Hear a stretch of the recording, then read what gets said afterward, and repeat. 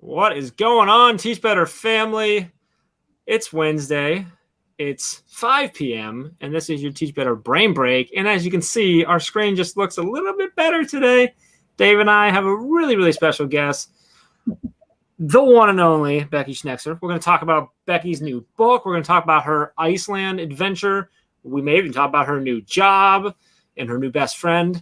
And we might talk about time on computers or something of that nature. I don't know, Florida rain, maybe. I don't know. Kids going back to school and a bunch of other nonsense. If you're with us live, drop in the comments. Let us know where you're at. What are you taking a break from? Are you back in school? Are you getting ready to go to school? Are you already done with school? Like you've had it already with the year and you're not even back yet. What are you taking a break from? Are you snacking on something? Are you drinking on something? What else? Am I thinking of anything else, Dave? Or should we just get into it? Pretty much covered. Let's just get going. All right, let's go.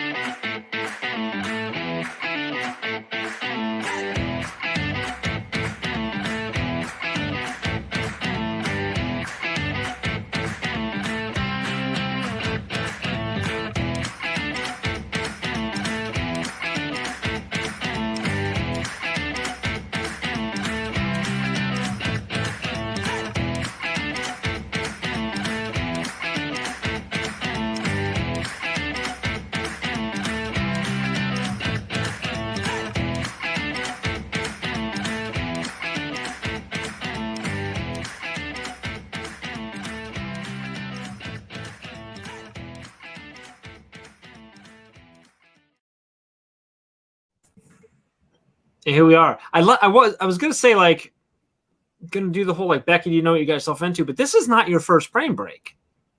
No, you were very well aware of the nonsense that you were walking into. This isn't like we didn't trick you. You've been here at least once, Jeff. Just to be fair, I've been here 50 times. Every single time, I'm like, oh my gosh, what did I say yes to? So, Dave, it's been more than 50 times, I think, at this point. Well, I take a few weeks off here and there just to take a breather. So you do really not fulfill your duties here like you're supposed to. That is very true. That's very accurate. We've been going since last. When did we start doing this? Last April? April 2020. So you figure we've done that every week. So 70, 75 times. Yeah. Yeah. Which means, so 50. Yeah. You've taken at least 25. You really think you're taking 25 off? I don't think so. No, but there's probably 5 to 10 maybe. I think we probably both missed at least 5 because of whatever it might be. So Carrie, hi Carrie. She says, "Woo!" This is that's how I'm picturing her saying it like Ric Flair. So much fun. So Carrie's been back for a week. She's had kids for a while. This is her official. This was the official first day with the students. Okay, kicking her feet up and watching this. Wow, we got a friend from London over on Twitch. Well, hello, super curly one. Loving the avatar there. Good to see you. What time is it in London? I don't want to do the math right now. Let us know.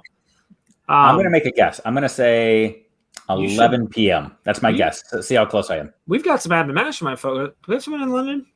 No, Australia. Colombia. We've got Australia. Yeah, not London. Yeah. But isn't someone that? There are lots of people in London, Jeff. Yeah, I thought we had a mastermind participant that was in London. It's 10 p.m. What did you say? Oh, I was close. That's exactly what I said. You don't remember? That's what I said. I said 10 p.m. Totally. Karen was over. I'm pretty sure you didn't, but okay. Gail is rightfully wondering what you've walked into.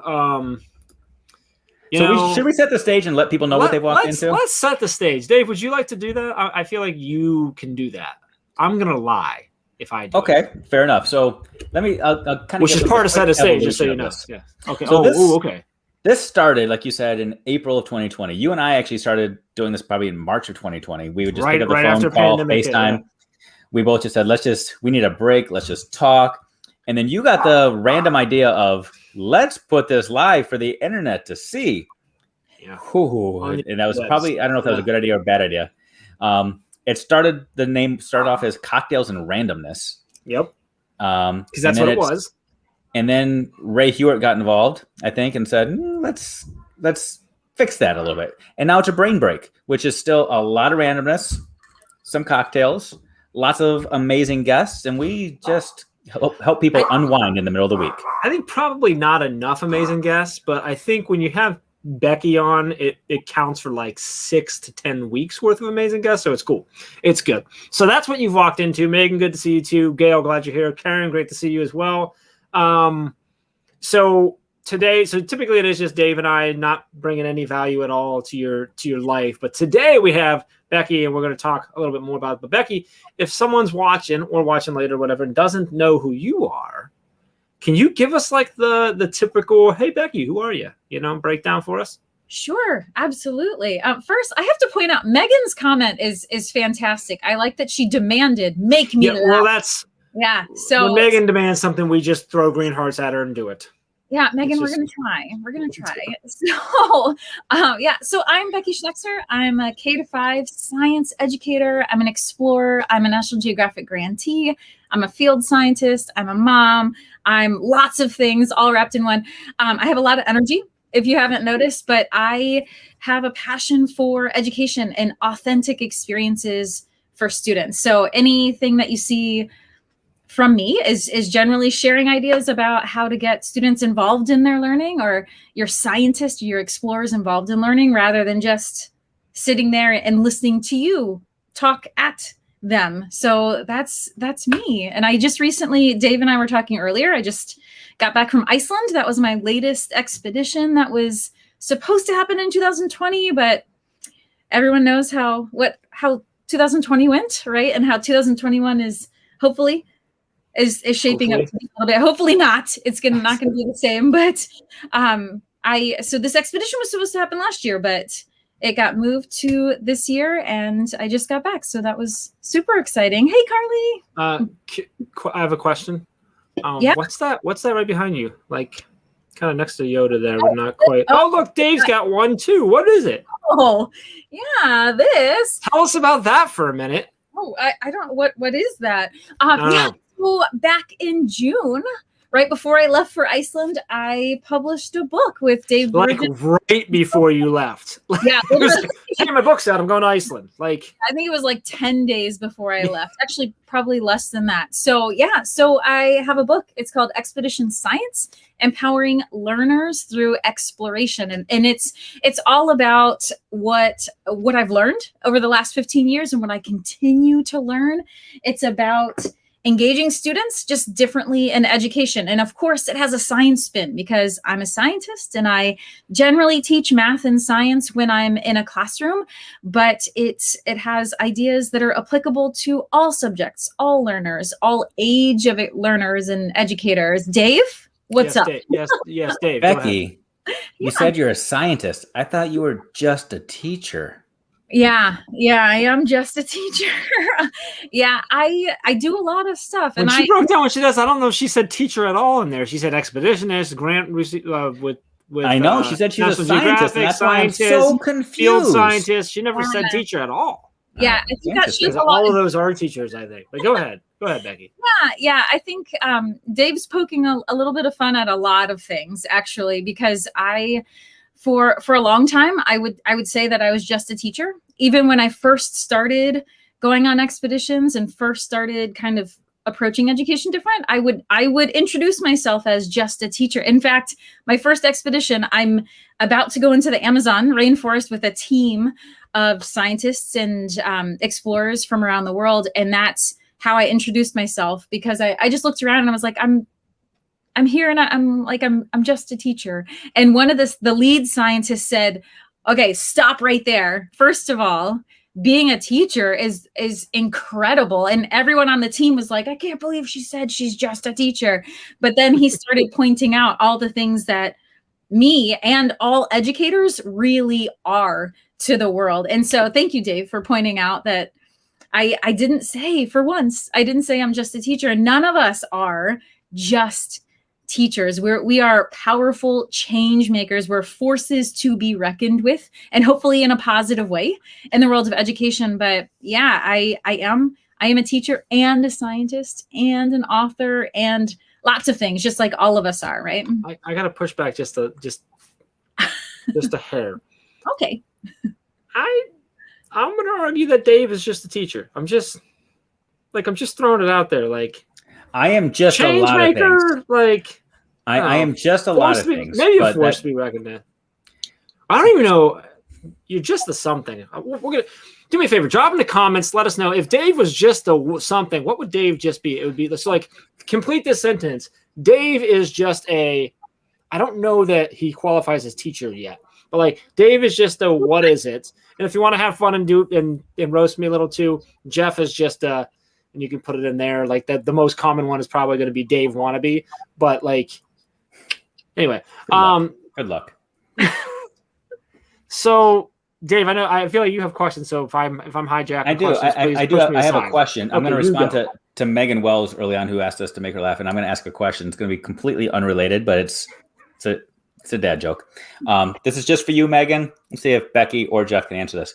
What do you call a person with no body and no nose? Nobody knows. Nobody knows. Sorry. That's for you, Megan. Carry on, guys. Oh man, that was almost a snorting snort. When I laugh too hard, I usually I was so close. I was like, I'm live on camera. I can't possibly do that. I'm so angry that my soundboard isn't working right now because I don't know whether I'd hit the boos or the cheers or the laughter or the womp womp womp. Mary appreciated it. Mary, you know what? If Mary liked it, then applause it is. There we go. Applause it is. And I almost got a snort out of Becky. So Becky, don't worry. I've got more coming for you in just a few minutes. Can't wait. But can I really break down some of this? Yeah, break down. Let's go kind of deep in this. So expeditions, doing all of the things, like truly you travel the world. You've been to the Amazon. You mentioned your first expedition. You've been to the Amazon. You've been to the Galapagos. You have been to Iceland. You live in the Chesapeake Bay region, so you get to go out on the water and look at horseshoe crabs and do all those things anytime you want to. But you are also a full-time teacher and a full-time wife and a full-time mom and a full-time all of these things. So how do you work in these expeditions? How do you become this globetrotter? Yeah, I was going to make a bad joke that I just disappear and the world, it figures itself out. No, I make it a priority. Honestly, my expeditions are my professional development. And so we have to do professional development every single year. Right. And so these expeditions are the way that I learn, and they are the way that I prioritize my continuous learning year to year, month to month, week to week, semester to semester, or this year I'm on trimesters. So trimester to trimester. So that's how it works. And my husband knows that, and he values that too. And so he gives me not permission. I don't mean that in like I have to ask permission to go and do expeditions, but we talk about it and we make these decisions together that yes, during the summer, part of it, I'm going to be on an expedition. And then part of it, I'm here and I'm all mom or I'm all whatever at that particular time. So the long and short answer is I just make it a priority and I have to do it.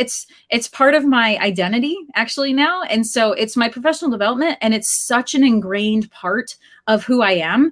There's no way I could not go on expeditions. And the pandemic really forced me to realize that about myself. The pandemic hit me right in the gut when it came to expeditions. I couldn't globetrot during a global pandemic. And even now it's not necessarily safe to go to places that I would normally go, but making that a priority and making sure that it is a part of the schedule. It's a part of the plan. It's a part of the normal life functions of my family. So that's how this happens. And I do a lot of grant writing and scholarship writing in order to fund expeditions, because it's not cheap to travel anywhere. And it's also it's not an easy thing necessarily to do on a teacher's salary. And so I spend a lot of time convincing people that this is a worthwhile professional development experience for me to go on. Well, I love how you articulated your priorities. This goes back to conversations Jeff and I have had many a times here on how in any daily schedule, you have to schedule in the margins. You have to schedule in those times for yourself. Like I was talking to Lavana Roth a couple of weeks ago, and she gave me just some insight that there's an amazing strategy that I never even thought of before. Actually put it like on every day on my calendar, I'm going to go work out, but I don't have it blocked off in a specific time. So I've started putting it on a specific time. And then she tells her herself that she has permission to move any event on her calendar one time. So if she has to change her workout, she can move it one time, but it's staying on the calendar. I love that. It's kind of like what you did with your expedition. You moved it literally one time from 2020 to 2021, but you made it happen. And you said, this is your margin. This is your you time to grow you, to make that amplifies who you are. And it feeds your soul. I love it. I love it. Love it. Love it. I want to add on and highlight the fact that when you say you prioritize it, you back that up, because I'm glad you went into like how you have to go find the money, because obviously it's not cheap. People aren't just like calling up Becky every day to send her places. It's something that you have figured out that is a party. That's something that you want, and you advocate for yourself. You make it a priority, not just in your family and talking with your husband and working through that, but also in what you have to do to make it then happen, right? And I think that's really important, because you could take that in a million different directions of all the things that you should be advocating for yourself for. But when you make something a true priority in your life, you're going to go do the things that you have to do to get it done. And I know you have side gigs and side hustles you've done to make that stuff work and everything too. So that's awesome. I just wanted to sort of highlight that. So yeah, they should call back. Megan says, but they should call. But yeah, we all think they should call Becky. But Becky, when you're on these expeditions, do you go out and do you like track animals and go on the hunt for things? It depends on the expedition. So every expedition has a goal in mind. And so hunting in the physical sense of like guns and things, no, I'm not. It's not that type of expedition. We weren't thinking guns, we were thinking bows. So to be clear, because I've got a question for you. I know you're working at a cool school right now that we'll talk to in a second with a famous headliner. Have you ever gone like on a hunt for Will Smith? No. Do you know how you can find Will Smith? No, I'm super. You just follow the Fresh Prince. Sorry, that's another one for you, Megan. I know that's a good one though. I love how you're weaving it in. I am working hard today. Yeah. So. I've never hunted Will Smith. No. Yes. Becky and you talk about this. This is in the book, but for everyone watching, teachers that are watching, can you break down sort of how I know your expeditions are both your professional development and I think your personal development. They're a passion of yours, but I also know that you take so much from what you do out on these expeditions and out in the wild, hunting Will Smith and stuff, and bring it into your classroom, into your practices, and into the things that you do with your students. Can you kind of break down for us how your mind works when you are experiencing something like, let maybe pull something away from Iceland? I'm sure you did, right? You're out on an expedition, how you are bringing that in and bringing that back to a classroom that obviously has a different environment, different things in place, restrictions, however you want to look at it, and sort of your process for how you're taking that experience and making it into an experience for your students. Yeah. So that always depends on where I am and what's happening around me. So every single piece of an expedition can be brought back to the classroom, from packing for an expedition to the process of getting to and through airport security to tracking praying mantises in the middle of the Amazon. So sometimes I have in mind what I want to bring back. Like in Iceland, I knew I wanted to study geothermal energy. I just wanted to learn everything I possibly could, just, content wise. And I knew in some way I'm going to bring that back to students. And so that's kind of the boring side of it. I think it's not boring. None of it's boring, but that's the most, if there's a boring part of expeditions, that's the boring part is knowing ahead of time what I'm going to be studying and how I'm going to bring it back. But usually an example, my first expedition in the Amazon, I did not realize before I went on an expedition and before I was part of a scientific team, just how much teamwork, collaboration, and communication are important, right? We know that. We teach, you have to get along, you have to collaborate, you have to communicate, you have to take great notes, you have to organize data. We know that. We were taught that as students. We teach it as teachers. However, the importance of that, how important it is, became super apparent in the Amazon on a bunch of levels. The very basic level was that I had to collect water chemistry data values. So I'm collecting water samples, and you have to collect water samples in a very specific way. And you have to use specific instruments to test it. You have all these protocols that you have to follow. But the complicated part, the collaboration and the communication piece that's so important is all that work that I did today. I spent 8 hours in the middle of Amazon collecting all this data, boom, boom, boom, wrote it in a notebook. I passed that notebook to someone else and they have to use it for their job. They have to use it for their part of data analysis. So had I not followed protocols, I lost a day of work. Had I not organized my data in a way that someone else could understand it, then I wasted a day in the Amazon and I wasted a scholarship, right? And so in looking at how you collect data and how you organize it, when I came back to my classroom, one of the first things I did with my students was put them in an experience where they had to count how many insects were in a specific area on campus. And then day 2 of that expedition that we did together, they had to graph the data, but they didn't graph their own data. I made them switch notebooks. And so now I have Dave's notebook. And if Dave just didn't do his job yesterday in class, I can't make my graph today because Dave didn't collect data. Or I have Jeff's notebook there you go. He collected all his awesome data and it's accurate, but I can't read it.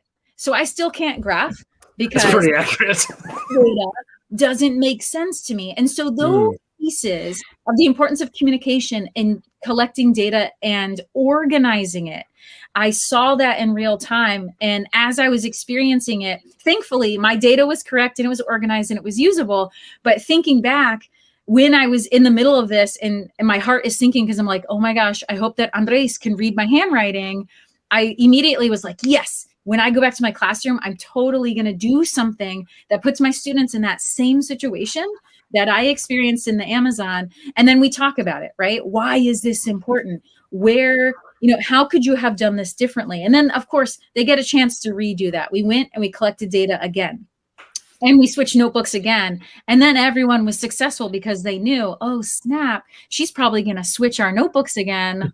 I better do what I was supposed to do. And so those types of unexpected things that happen in the field are some of my favorite things to bring back. Or like in the Galapagos, I happened upon a nursery of baby sea lions, and baby sea lions make a really interesting sound.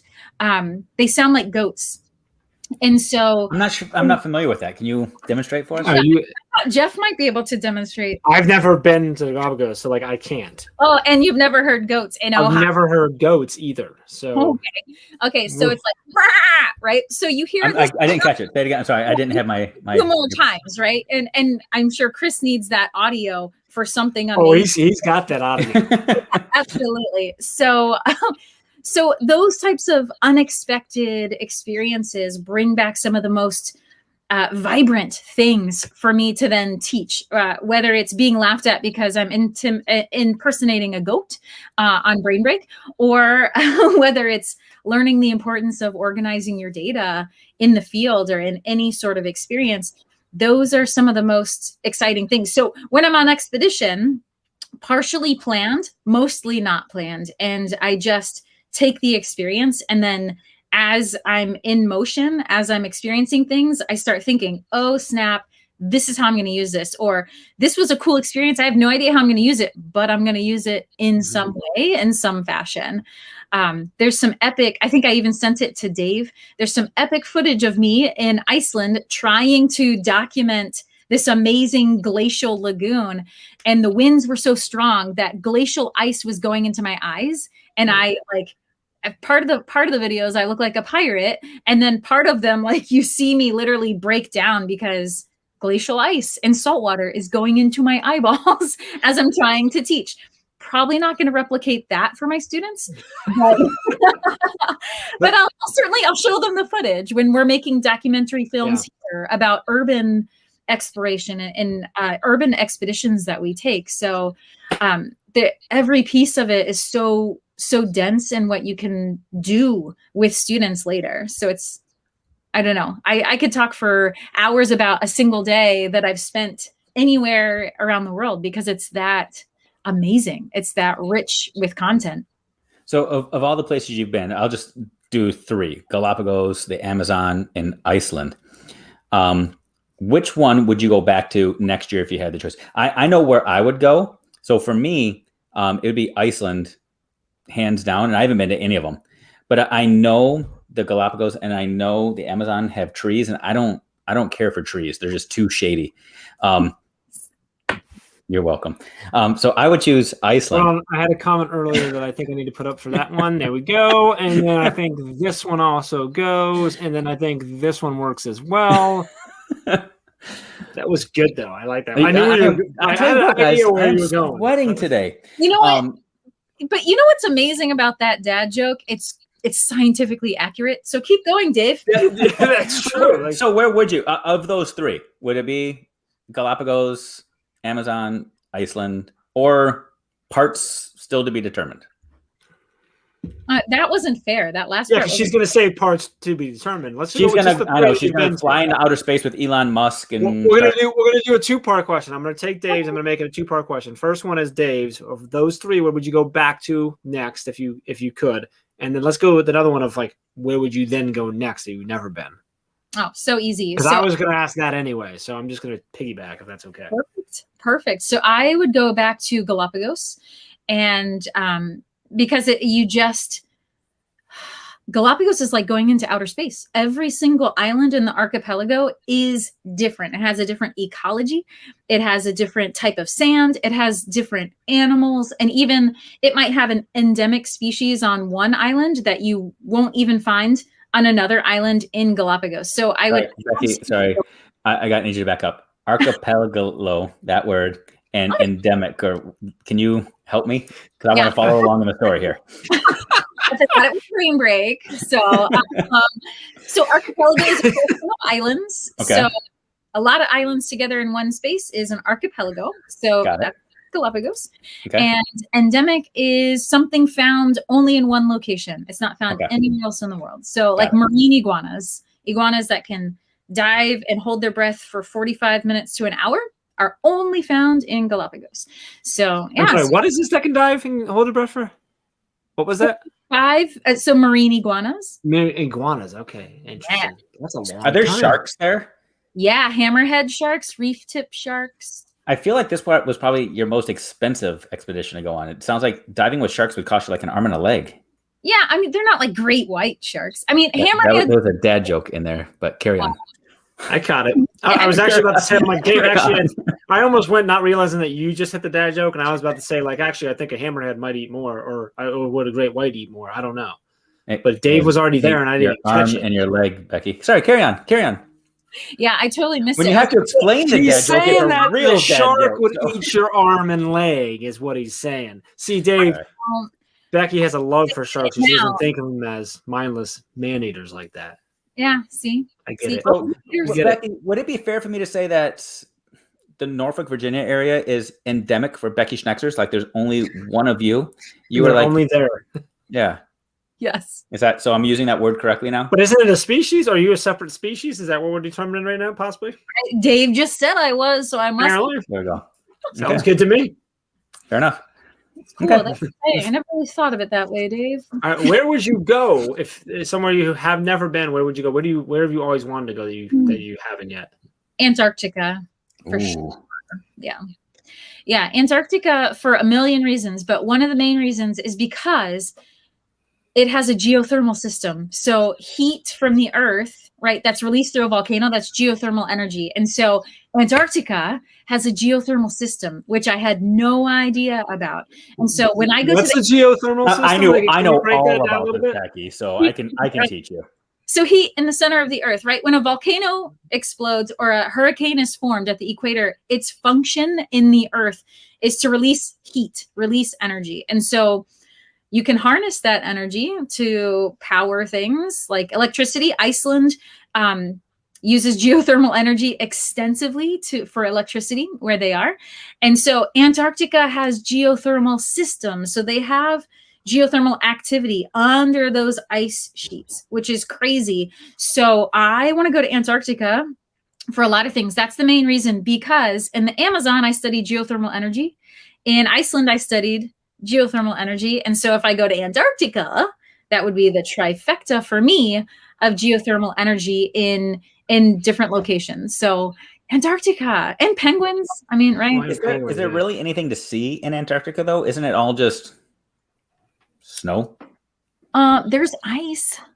Okay, so there's snow and ice. And penguins. And penguins. Okay. And geothermal activity. And then could follow Shackleton's expedition, right? Hopefully we don't die, but so Becky, if you get the trifecta of studying geothermal activity, like what do you study? Like, what does that mean when you say study? Like, what are you personally trying to follow, figure out, understand about that activity? So a couple things. So I want to see how large these systems are, how many systems there are, how large they are, and how they are similar and how they're different. Because this isn't something that's already been done. Like, do you want to be the person or part of the team that does these things? Is that something that's not already, like, you can't Google that? Like, I'm seriously asking. Like, I'm curious. Like, you could probably Google it. The answers probably aren't right. But so people have studied geothermal energy in Antarctica. They've studied it in Iceland. Very few have studied it in the Amazon, because the geothermal system that I study in the Amazon, it breaks all the rules of what we thought we knew about geothermal systems. And so that's really what I want to see is I now have seen and I've experienced and I've studied Iceland geothermal activity and the geothermal activity that we are aware of in the Amazon. So I can compare and contrast those. Limited though, I haven't spent enough time to really like dig deep into both of those, but having that third piece, science likes to work in threes for lots of different reasons. But so for me, it's a magical number to do 3 different systems. Oh, I love this. Keep talking. That's my favorite number too. Keep going. Yeah, it's not my favorite number, but it's a consistent number when it comes to data. And when you're looking at confirming things or the inability to confirm something, 3 is a magic number in science. And so just looking at those 3 places, experiencing them, and really looking at the culture too. I'm huge in learning about the culture of an area. So actually a lot of what I did in Iceland was just talk to people and talk to just anyone that I could along that expedition. And so looking at the pure science of it, and then also looking at cultural aspects around geothermal energy and just cultures of different spaces. Becky, you are super duper smart. As though that's like not obvious just listening to you talk. You do a lot with earth science. Have you ever studied meteorology and weather patterns? Is that something that is your cup of tea as well? Yes, I studied. I don't trust him, Becky. I don't trust where he's going with this. Well, you don't trust. Just walk lightly. Go ahead. I feel like there's definitely a joke coming up. That's what I'm waiting for. What is it going to be? Go ahead. I'm interested now. Anticipate it though. I wasn't anticipating it because I'm just. It's my fault. I'm ruining it. Shame on you, Jeff. Shame on you. Well, when I grew up, I actually wanted to be a meteorologist. True story. I wanted to be a weatherman. Wanted to be on the Weather Channel. Actually went to school to become a broadcaster, thinking that was going to be where it was. But then one day, I woke up. It was a foggy day, and I went outside and tried to catch the fog, but I missed. I got it. It's true. So with all of that, the first one was the best. You missed. So with scientists, do you specialize in one area, or are you more of a generalist? And when you say you're a scientist, you just love to learn. Like, you had this definition for science that I absolutely love. It's basically the art of being less wrong. So is anybody that's constantly trying to improve and be less wrong a scientist, or do you have to find your niche and say, I study geothermal energy, I study meteorology, I study astronomy?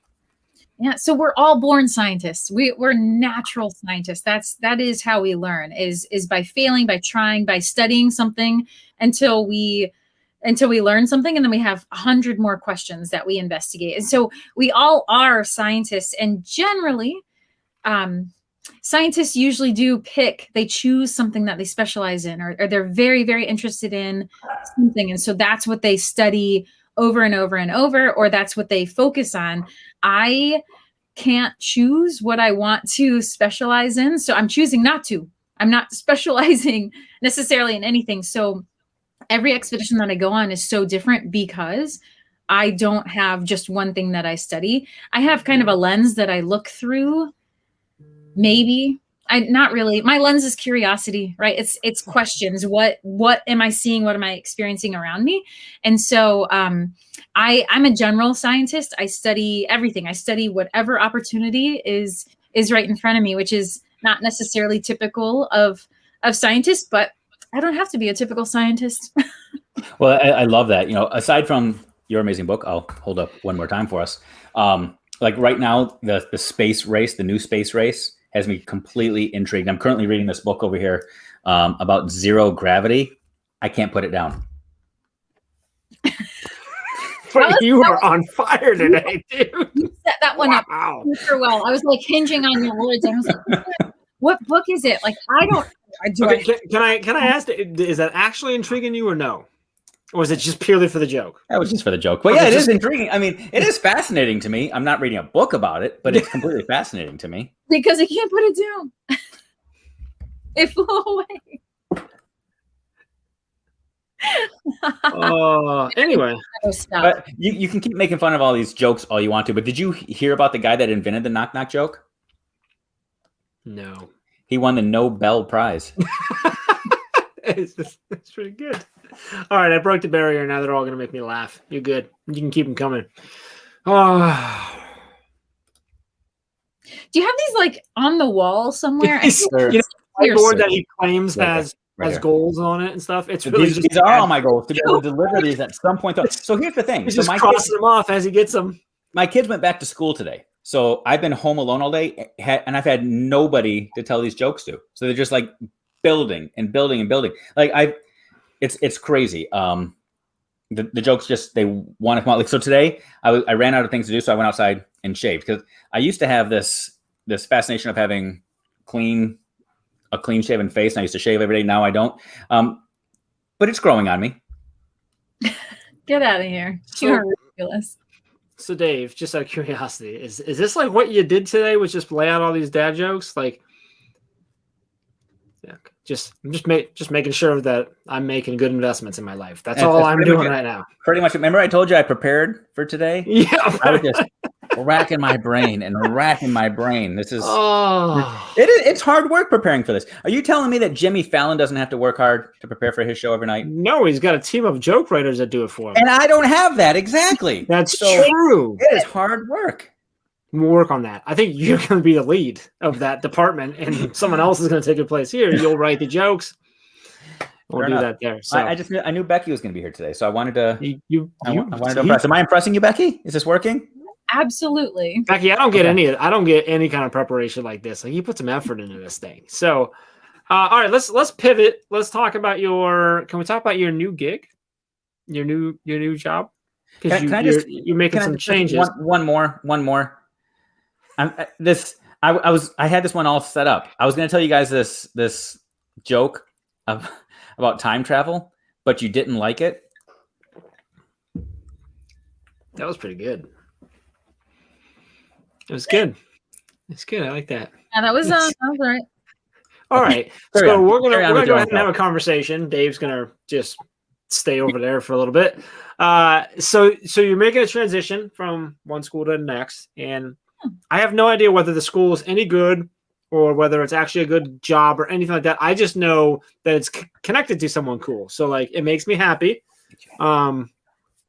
Just because. So can you share with us what your new gig is? Like, I kind of want to know like what you're doing, but I really just want to know who you're with, like who you're connected to. I don't care about what your job so much as, or like if you're happy or anything. I want to know like that. Yeah. It's a horrible setup. Just tell them whose school it is, Becky. It's cool. Yes, it is. It is cool. It's super cool. So I'm going to be teaching science and math. That's good. That seems like a good fit for you. A good hire. Yeah, it's really they did a good job. That's good. That's good. Yeah, so there's an amazing new school being formed right here locally. thanks to a nonprofit foundation called Yellow. And Yellow just happens to be one of the beautiful creations, absolutely amazing mind childs of someone you may have heard of that grew up in Virginia Beach, Virginia, which is where I am. And he's happy as well. So Mr. Pharrell Williams, who's amazing. I'm sure when you hear that name, to me, all that comes to mind is creativity. And just beautiful things happen when he's around, or when he's in the room, or when he has something to say or some sort of sphere of influence on it. And so he has several projects just in different aspects of our community. But right now, in a couple weeks, we're literally opening a new school called Yellow Hab right here in Hampton Roads. And it's because Pharrell had this idea of disrupting education, completely taking what we think we know, or what we've been doing for hundreds of years, and saying, you know what? Throw that away and let's reimagine it. Let's empower students. Let's have them be explorers. Let's have them be creators of content, not receivers of content. So I'm sure, like, a lot of the things that I'm saying, you're like, yes, that's right. That's my educator soul. Like, I'm on board with you. And yes, we have the freedom because of Pharrell Williams to do that. And the team that I'm a part of is so incredibly magical that I don't even know why they brought me on the team. Sometimes, like, I look around the room, there's 4 teachers, and I look around the room often at the other 3 people that are going to be physically in the room. There's a bunch of people in the background that are making this amazing project come to life. But when I look at the table of 4 educators and the 3 people who aren't me, and I just look around often, and I'm like, what? Like, are you it's me that you want right here, like, helping do this in some way. But it's so incredibly invigorating and exciting and scary, because we have the responsibility of disrupting education and making education what we know it should and could be. That's what we're doing in just a couple weeks. And so that's what I'm doing. I'm helping create this new educational ecosystem. And actually, Pharrell calls it a habitat. That's where Yellow Hab, okay, is habitat. We think of education as ecosystems and different spheres of influence. And it's magical, for lack of a better word. It's amazing to be a part of the team. And I cannot wait to meet our explorers. We meet them in about a week. We have orientation, and then the day after Labor Day, it's on. So I actually called and without telling you, I actually know a lot more about the school than I claimed to know. I actually spoke with all 3 of the other teachers that you're going to be working with. Good. And I was informed that while you're thinking that, why, like, how me, whatever, I've been told that they often look around and they look at each other and they're like, how her, in the sense of, how the heck did we get Schnexer to come here with us? So I want you to cut that nonsense out of your head. That you shouldn't be thinking, like, that makes complete sense. Like, to me, I'm like, you're explaining that score, and I'm like, I'm pretty sure Pharrell was like, I should build a school for Becky Schnexer. And then that's what happened. So, and maybe that's what happened. I don't know, but I think the story I'm gonna go with. I think that's the official Brain Break story. As long as Dave can sign off on that, then we'll be good. Dave's got a dad joke really quick. No, it's not a dad joke. I was just wondering if today is helping prepare you for that, because I mean, you're hanging out with me and Jeff today, right? So you got to be looking at, like, seriously, how did I get here? But you probably are thinking, how did I get here? Like, seriously, what did I do to get here? Is it similar or is it different? Talk about a jump. You're going from this to Pharrell. That's, you're doing all right over the next week. That's good. Oh, man. But I do have a dad joke. Dad joke. Were you asking for a dad joke? Yeah, there was something she said. I don't know what she said. There was something she said in there, and, like, my mind went, Dave's got a joke for that, and I can't remember what it was. So I'm hoping you have something. I've got plenty of jokes. Well, so I'll just give you one at a time here, and then we'll let it percolate and go from there. Okay. Are we ready? Okay. I'll stick with the science theme. Becky, we're going to go to some botany here a little bit. Okay. When you're out on your expeditions, do you know how you can tell that a tree is a dogwood tree? By its bark. Boom, you got it. Well done. By its bark. It's not as good when she knows it. I know. She's smart. She's a scientist. Maybe I'll have to get away from the science. Yeah, it's a good one. So I live in Florida now, and it's hot here, and I've been contemplating getting a pool. So I went to a pool store the other day, and I asked the guy, I've got 4 kids. Is this pool dangerous? Do I need to be worried? Is there danger with this pool? He said, it depends.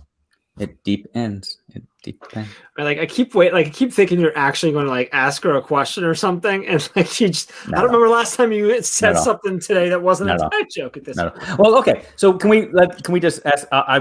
I'll transition. I'll ask some serious. I don't believe you at all. I am dead serious right now, and it's sad when I have to say I'm not going to tell a dad joke. I'll come back and I'll tell some. I don't want to leave the audience waiting here. I'll come back. I'll finish strong here today. But Becky, I want to go back to your book a little bit, if that's okay. So Expedition Schnexer, or Expedition Science. In the book, you talk about expeditions. You also talk about bringing it to life and making it real for kids. And you go through this like transition. You talk Hot Wheels, using Hot Wheels. You talk Visco Girls. You talk about everything in here. If you had to have like a red folder lesson, so I'm going to date myself. 20 years ago when I was in the classroom, and my administrator would say, you're going to be observed on November 15th, and I would have 3 months to prepare. I had my red folder lesson. I would pull it out and say, that's the lesson I'm doing on the day I'm going to be observed. What is your red folder lesson of all the things that you do with kids? What's the one that you would do cartwheels for, that you would try to sell, that you think is absolutely amazing? That's a great question. So I have 2 answers for you. Actually, I have 2 ways to address this scenario. So red folder lesson. We're not shaming Schmittou here. I get it. It wasn't necessarily the best approach to teaching. But it's transparency and vulnerability, Becky. I thought we had that kind of relationship. No, that's fine. No, I was just going to share that when I know I'm going to be observed, I try something I've never tried before, because that's when I know someone's going to give me feedback. So there's lots of different approaches to being observed. And so if I'm being observed, I don't pull a red folder lesson, because I want someone, I'm like, yes, this is my turn to like try something completely different. And then let's see what happens. And then let's see what feedback I get. So a red folder lesson for me would be, I default always to a biodiversity survey. And so biodiversity surveys are just looking for what lives where you are.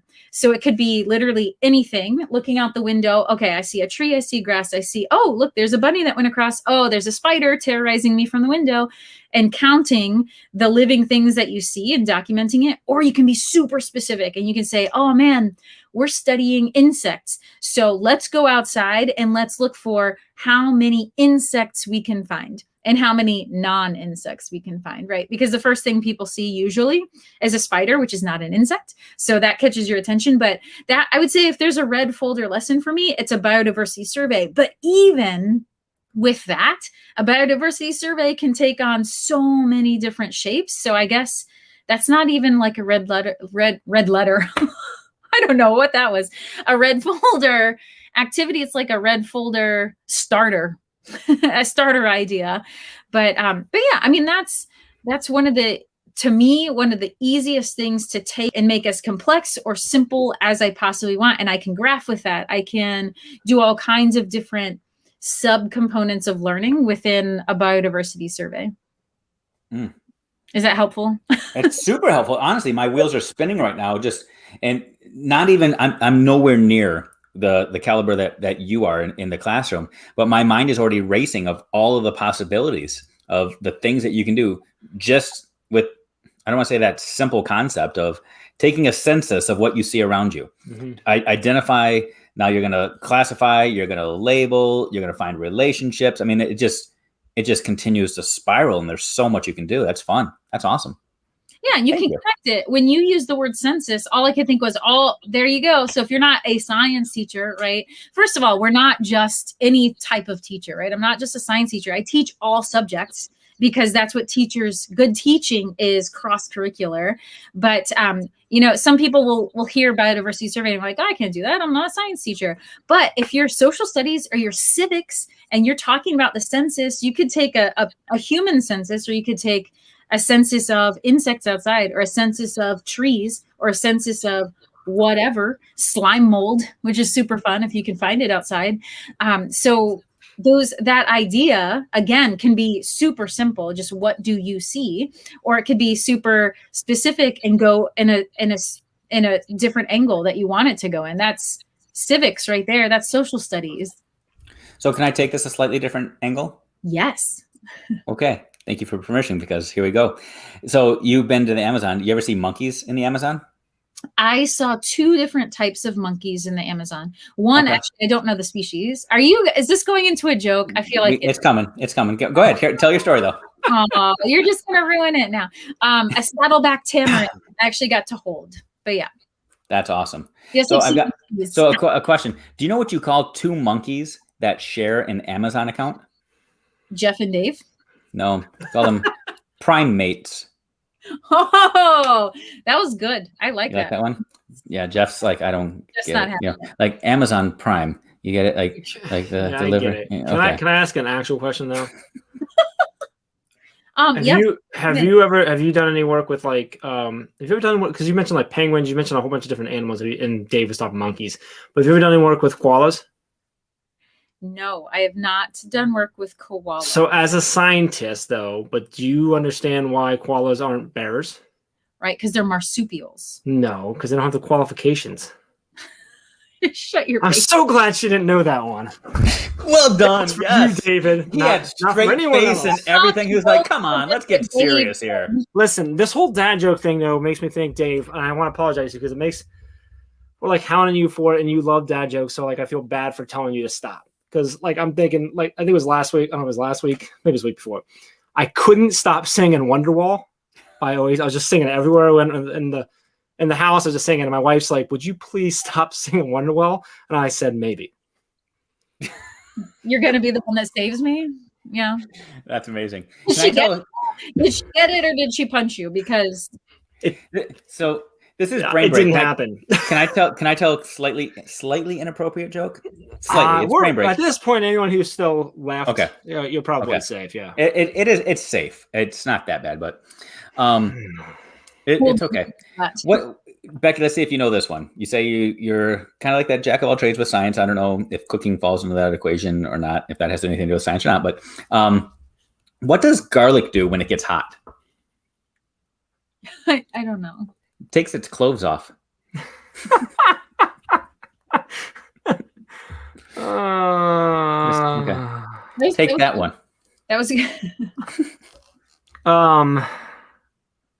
another science question would be of all the bodies of water around the world,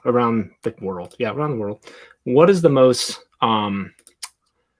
detail oriented? The most detail-oriented body of water. Let's talk like about the oceans. Of the oceans in the world, which one is really Pacific? Yeah, they're really. I can't think. I think that's the last one I got. I don't have as many as Dave. I didn't prepare. Do you want? This is a good one for our teachers out there. Do you guys want to hear a joke about paper? Never mind. It's terrible.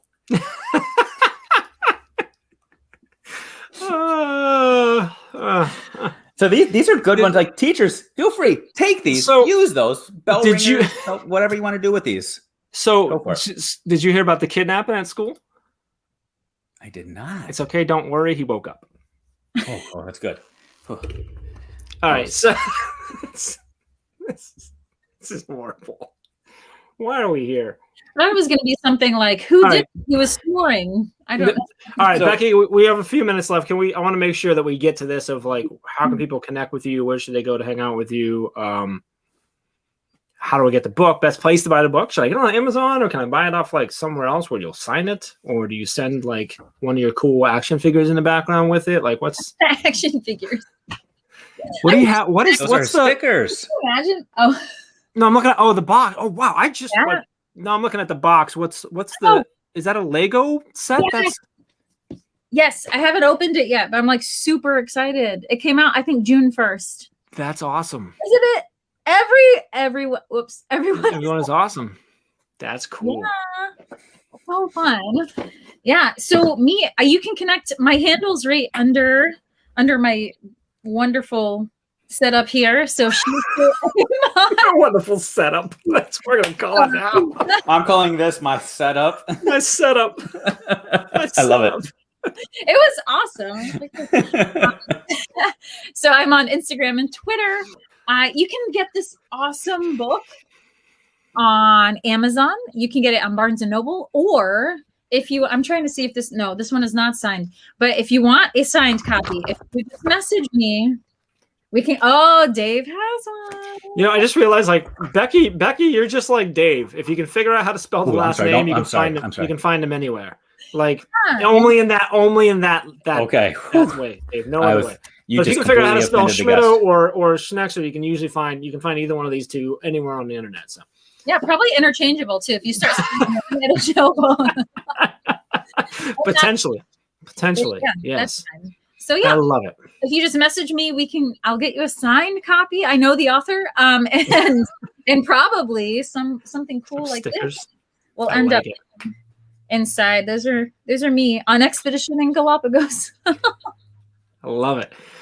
So go get the book. Make sure you follow Becky and get to know her. If you don't already know her, you really need to get to know her. She's this much fun all the time. Even more fun when Dave and I aren't here ruining it all. True story. Go get the book. Becky, super excited for you with your new adventure and your good friend Pharrell. So he's super lucky to have you and the kids. That's gonna be exciting.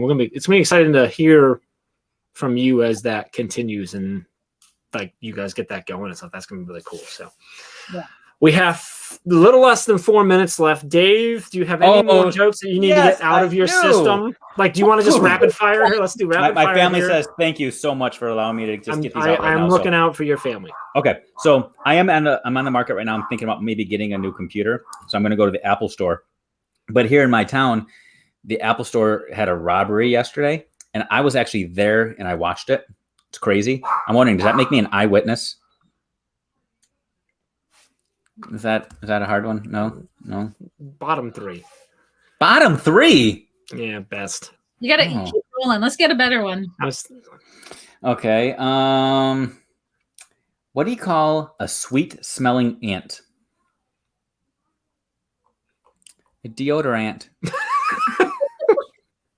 That's a good one. That's a good one. Okay. 3 minutes. That's a keeper. Yeah. That's a keeper. What do you get from a spoiled cow? Oh, I messed it up. Never mind. I'm not going to tell the joke. I messed it up.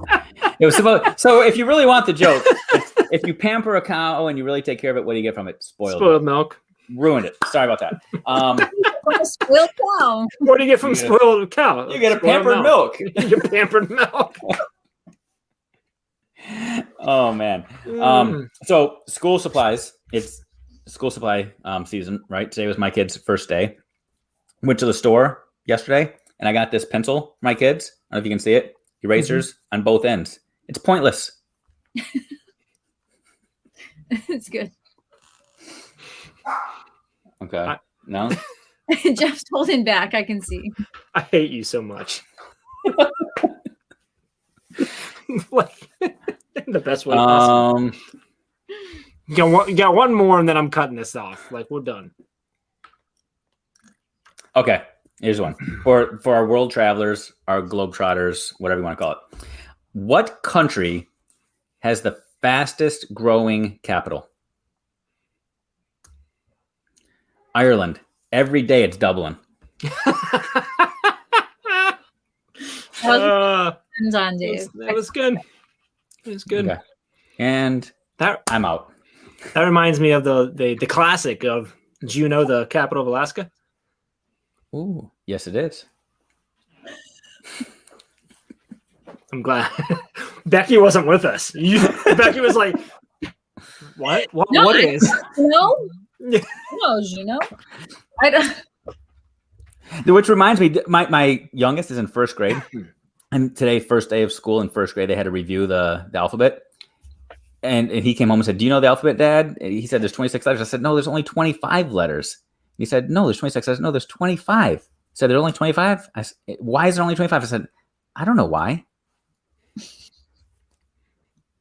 And with that, we're going to go. hopefully you'll join us next week. Hopefully this didn't just completely ruin it for you. Remember all the awesomeness that Becky brought. Ignore Dave and I, and hopefully you'll come back next week, same time, same place. Tomorrow night, Teach Better Chat. Who do we have tomorrow night? Where's that at? It's Kirsten Morris is leading us tomorrow. So make sure you join us tomorrow night, 8:00 Eastern time. And I was just on it, and then I didn't look. Who's got the? Oh, Becky Thaw, the other Becky. Not the other Becky sounds bad. That's not what I mean. But another Becky, another awesome Becky. Becky Thaw is leading us in the recap right after that at 8:30 Eastern tomorrow night. So we'll see you there. And we will see you back here for Brain Break next week. Dave, are you here next week, or is that one you're gone? You're gone again. I don't know. Okay. I hope I'm back. I got more jokes to tell. You all have to tune in. Well, actually, you're going to be on a plane. Oh, that's right. Yes, I will be on a plane. You're absolutely right. So I have someone with me. I can't remember who it is, but I think it's someone better than you. So well, that doesn't narrow it down much. And because that's next week, you're gonna be on a plane flying to the same place that I'm driving, and we get to hang out. I'm looking forward to that. Yeah. So we might have to do like an impromptu brain break after we hang out next Thursday. Sounds good. We'll have to do something like clip on the nose or something because we're in Michigan, so it's gonna be a little stinky, but we'll get through it. That's we'll rude, get through it together. That's rude, Jeff. We'll have to find some of those ants to help. Deodorants. All right, Becky, thanks for hanging out with us, putting up with us. Go get Becky's book and follow her and connect with her so she can tell you all about this amazing school that she's doing and stuff. We'll see you next week. We love you. Hope you're having a good week. And if you need anything, of course, reach out to us, and we'll see you later.